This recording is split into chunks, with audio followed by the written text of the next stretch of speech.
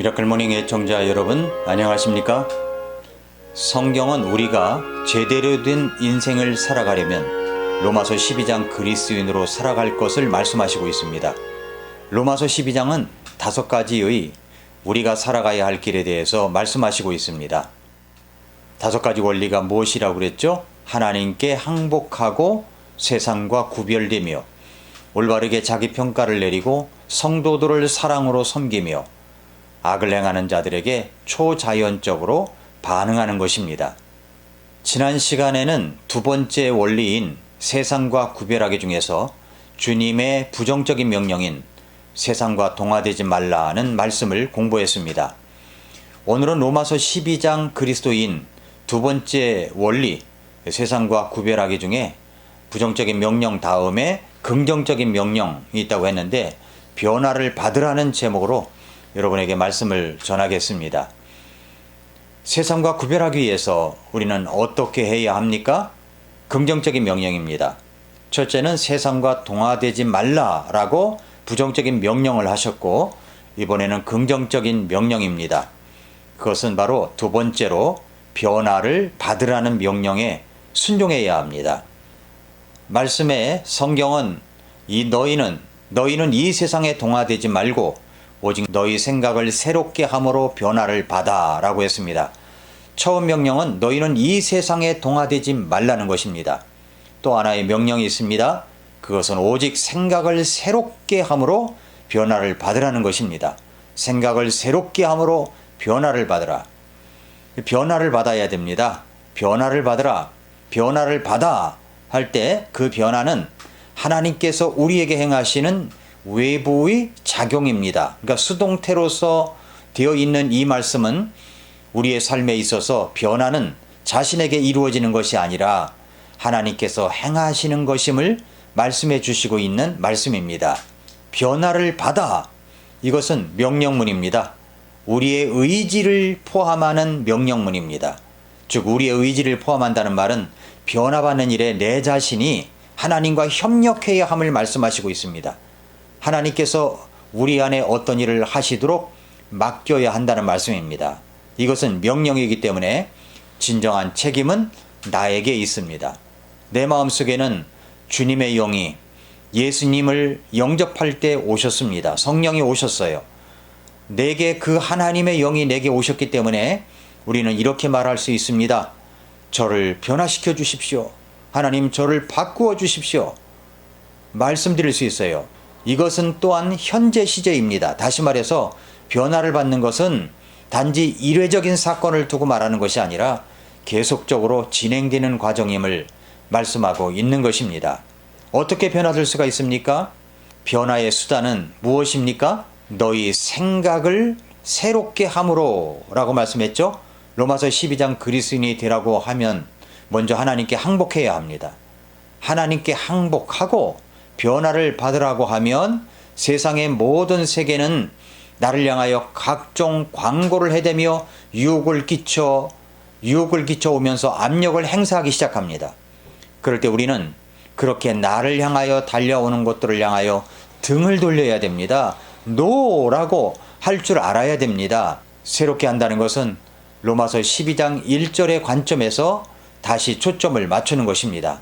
하나님의 자비하심의 근거에서 하나님의 긍휼하심의 근거에서 하나님께 전적으로 헌신하는 것입니다.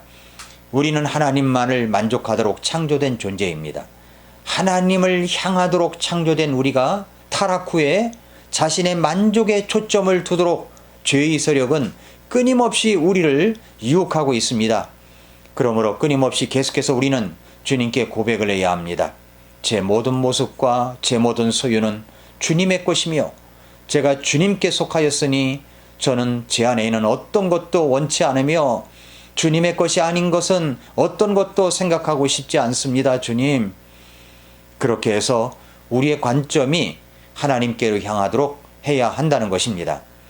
우리가 우리 자신을 새롭게 하는 것에 있어서 싸우고 전투하는 것은 바로 우리의 생각입니다. 생각.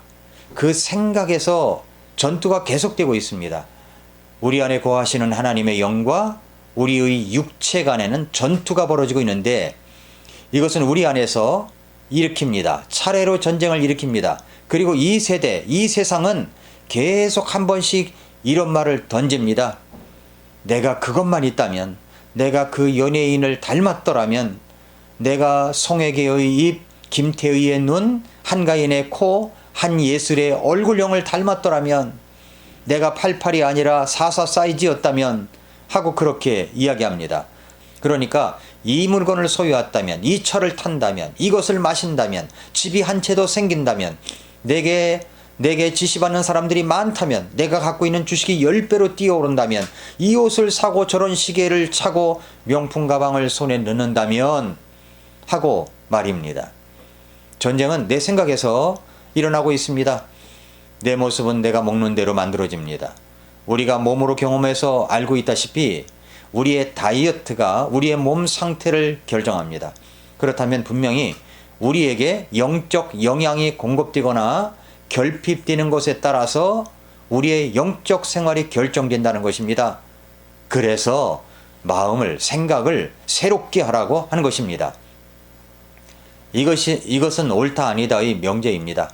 변화가 일어나는 것도 같은 것입니다. 이것은 옳다 아니다의 명제이기 때문에 한쪽을 거부하고 나서 다른 쪽을 받아들여야 됩니다. 우리는 세상과 매체와 세상 제도의 모든 것들을 거부를 표해야 됩니다. 요즘 TV 그림은 그리스도인이 아닌 사람이 본다고 할지라도 아직 끔찍하고 저질적이고 저속적인 내용물이 많습니다. 이런 내용물을 거실에서 앉아서 조금씩 이런 내용들을 생각에 담고 마음에 삼키고 있습니다. 그런 생활 방식은 우리의 생활 속에 파괴와 파멸을 초래할 수 있다는 것을 염두에 둘 필요가 있습니다. 사탄의 방법은 아주 기만적입니다. 그렇기 때문에 우리는 우리 그리스도인 가정에서도 아이들이 각자의 컴퓨터를 갖고 이런 내용에 접속해서 부모의 눈을 피하고 사람들의 눈을 피하여 이런저런 짓을 다 하는 형편이 되었습니다.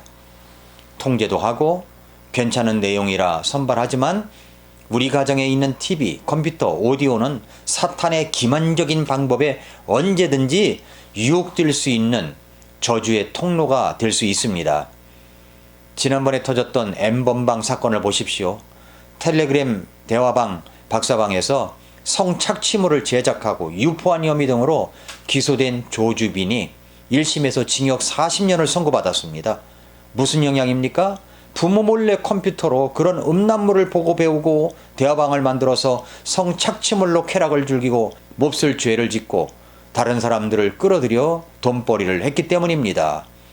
도대체 가족들이 어디로 흘러가느냐고 묻는 것도 당연합니다.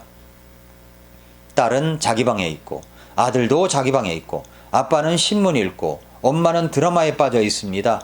모두 다 따로 있습니다. 그리고 각자의 소견대로 살아갑니다. TV와 영화, 잡지, 소설 속에 있는 사탄의 세상의 체계, 시스템을 그대로 다 따라가고 있습니다. 그것이 또한 생각 속에서 자라고 있습니다. 그것들은 늘 재미있는 무언가로 포장되어 있습니다. 그리고는 주일에는 교회에 갑니다. 상황이 좋을 때 우리는 예수님을 사랑한다고 차 뒤에다 스티커도 붙입니다. 때로는 선교여행도 갑니다. 그런데 세상과 짝하며 살아가고 있습니다. 이중적인 모습, 두 얼굴의 가면을 쓰고 다닙니다. 우리는 우리가 먹는 대로 만들어지는 것입니다. 우리가 매일 해야 하는 가장 중요한 결정은 어떤 것을 우리의 생각 속에 넣을 것인가입니다. 우리 마음 속에 넣을 것인가 하는 것입니다. 우리가 우리의 머리와 가슴 속에 넣었던 것이 때때로 떠오른 적이 있지 않았습니까? 우리가 머릿속에 흘러 넣는 내용과 머릿속에 떠오르는 것을 어떻게 처리하는가가 그리스도인으로서 우리의 모습을 결정하는 것입니다.